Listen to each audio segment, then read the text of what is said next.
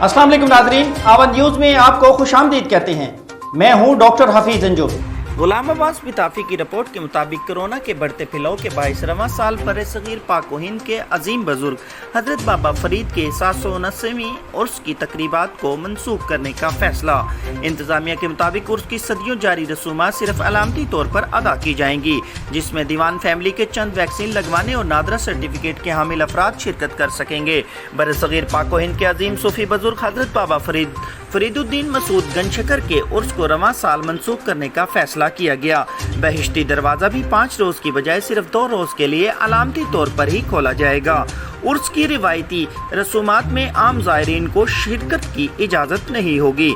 इंतजामिया के मुताबिक उर्स तकरीबात में सिर्फ चंद दीवान फैमिली के वैक्सीन लगवाने वाले और नादरा के सर्टिफिकेट के हामिल अफराद ही शिरकत करेंगे।